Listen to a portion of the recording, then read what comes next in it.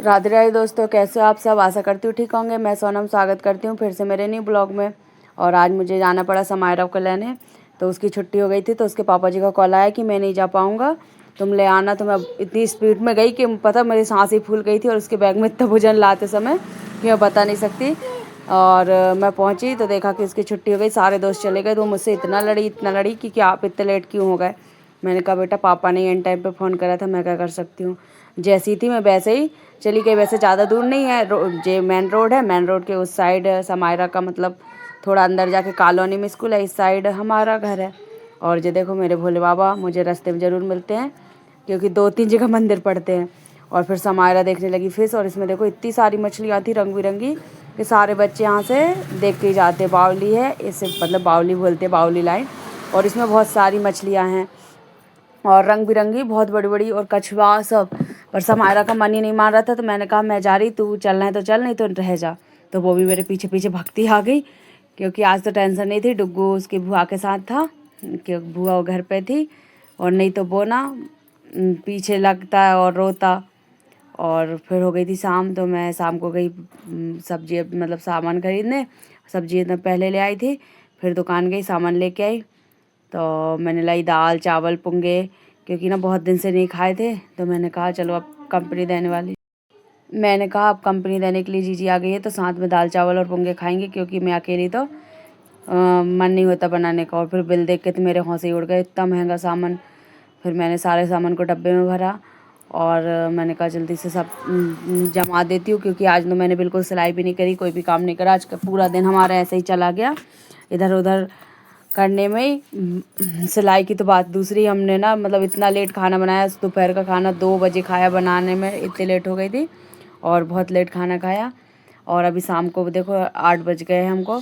तो पहले पहले मैं इसलिए दुकान गई, दुकान से आई तो मैंने कहा अब जल्दी सब चीज़ रख देती हूँ, और साथ ही में दाल चढ़ा देती हूँ। दाल बनेगी इतने में सब डब्बा डब्बी अच्छे से जमा दूँगी, क्योंकि बहुत दिन से किचन में ध्यान नहीं दिया है।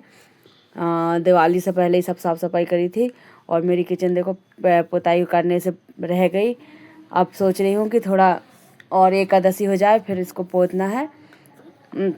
बाहर तो सब मैं पोत के गई थी, लेकिन अब इतना सारा काम था कि मैं अकेली मैनेज ही नहीं कर पा रही थी। जितना हो पाया उतना ही करा। तो जल्दी से पहले दाल चढ़ा देती हूँ। और ना हम गए रोड में, तो इतनी मतलब आज क्या पता क्या इतनी भीड़ थी, ट्रैफिक बहुत ज़्यादा था। रोड के उस साइड दुकान है, रोड मतलब मेन रोड पे जाना पड़ता है। तो पास में भी बहुत सारी दुकान, लेकिन वही बहुत महंगा सामान मिलता है। लेकिन रोड के उस साइड जाते हैं, थोड़ी बड़ी किराने की दुकान है, तो उसमें थोड़ा किफ़ायती दाम से मिलता है। और फिर मैंने देखो सारे डब्बे डब्बे उतार लिए। मैंने कहा अच्छे से सफाई करके जमाई देती हूँ, क्योंकि टाइम नहीं मिलता है जमाने का। और आज तो मिस्टर जी खाना खाने के लिए दोपहर में भी नहीं आए, अभी भी नहीं आए। और जो देखो मेरी सारी किचन जम चुकी थी, और मेरी दाल भी ऑलमोस्ट हो ही गई है। अब मुझे चावल बनाना है और पोंगे फ्राई करना है। और सबसे बड़ी बात, आज मुझे रोटी नहीं बनाना है, क्योंकि मिस्टर जी आज शाम को खाना खाने नहीं आएंगे। और फिर देखो एक गधे को मंजन खुला मिल गया, तो उसमें से ना बहुत सारा मंजन लेकर और बुरुस कर रहा है। इसने कितना सारा मंजन खा गया। बच्चे ना इतनी शैतानी करते, खिलौने से नहीं खेलेंगे, बस अजूबा चीज़ ढूंढने में लगे रहते हैं। जैसे सब खोज यही कर लेंगे।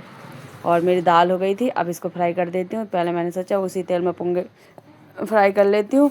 अलग से कौन बर्तन बढ़ा है, तो मेरा तेल देखो अच्छा गर्म हो गया है, और जल्दी से मैं पोंगे गर्म कर लेती हूँ। लेकिन ना मुझे थोड़े सीते लग रहे थे पोंगे, मैंने निकाले। तो धूप दिखाना पड़ेगा, तलने के बाद पता चलेगा।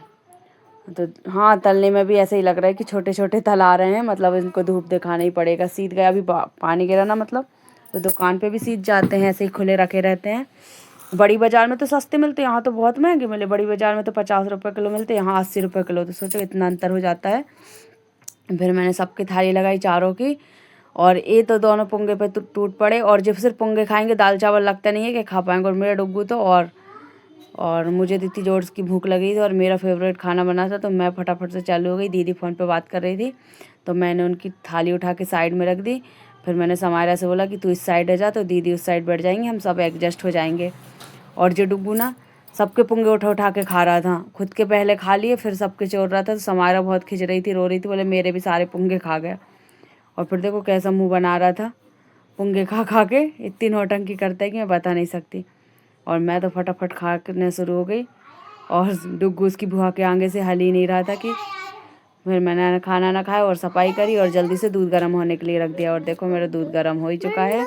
अब मुझे कुछ काम नहीं, थोड़े से बर्तन निकले वो मांजूंगी और फिर मैं सोऊंगी। और वीडियो अच्छी लगे तो लाइक करें, कमेंट करें, शेयर करें। और देखो मेरी इतनी सारी मलाई जुड़ गई, मैं लौटी जब से। अब इसको गर्म करना है और अभी तो दूध रखा है, इसको तपा के रख दूंगी तो इसमें से सुबह पूरी मलाई निकाल लूँगी। ठीक है, फिर मैं